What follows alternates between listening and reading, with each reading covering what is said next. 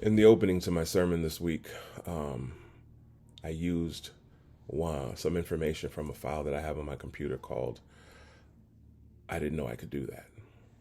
And I titled it because there's certain things in the Bible that you read and you realize I didn't know that I could do that. I didn't know until I read Job that I could pray for the sins of others. You find Job in the story in the very first chapter praying for the sins of his children should they have committed a sin against Christ, against God. And it's amazing to watch. It's amazing to see. I remember the disciples asking Jesus, should we call fire down from heaven and destroy the city because they wouldn't let Jesus in? And Jesus never once said, why are you asking me that? That's impossible to do. You can't do that. Instead, he chastises them and says, I did not come to do that. I didn't come to destroy. And I stopped and realized he didn't say they couldn't do it. He just said that's not the reason. And I didn't know I could do that. It's amazing to me to think about all the things in the Bible that I didn't know that I could do until I read it. And then I have another file called I Didn't Know Jesus Was Like That. And to coin the phrase from one of my favorite authors, John Eldridge, Jesus was very disruptive with his honesty. He was the most honest man to ever live. And his honesty got him in trouble. But if you think about it, the honesty of all of God's people got them in trouble.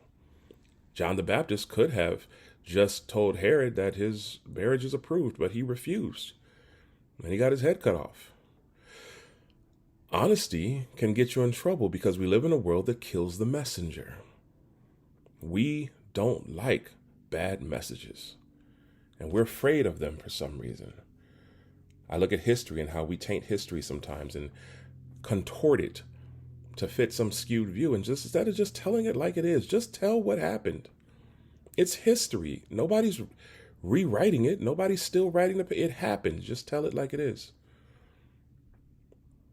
And then I begin to think, maybe this is why we haven't finished the work. Finished sharing the gospel around the world, because we're afraid to tell it like it is. We would instead hide behind these false pretenses and faces and try to give it watered down so we don't hurt feelings. I think it's cowardly. It's the same cowardice I feel when people want to tell you something, but instead of having honest dialogue, they go through someone else. And then you hear these messages like, they said, or people are talking about, or people are saying, or I heard through this person that, who are those people? And you never do find out because they don't want to be identified. They just want somebody to do something. But they don't want to have honest dialogue and honest back and forth. And it's cowardly. And I wonder at times if it's the same reason we don't share the gospel the way we should, the unadulterated, unwatered down version. Because Jesus didn't water it down for anyone. He told it like it was. I mean, I've never told one of my friends, get thee behind me, Satan, but Jesus told it to Peter. And I've never heard a preacher go out there and call other people in the congregation or other teachers, brood of vipers like John the Baptist did. But tell me that wasn't honest. You make people twice the sons of hell when you convert them.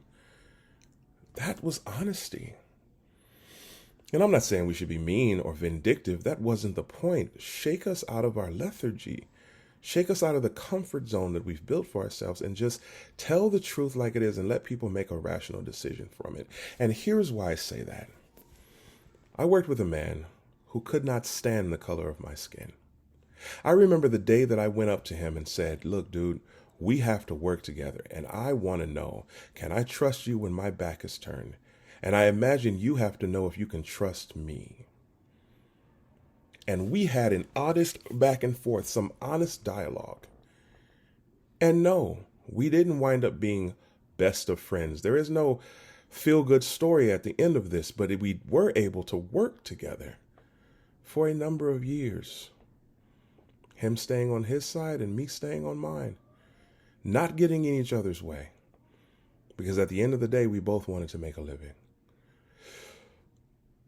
But that honest conversation allowed us freedom to move. And I find that a lot more freeing than the conversations I have with people who I know can't stand me, but they smile in my face anyway. Be honest,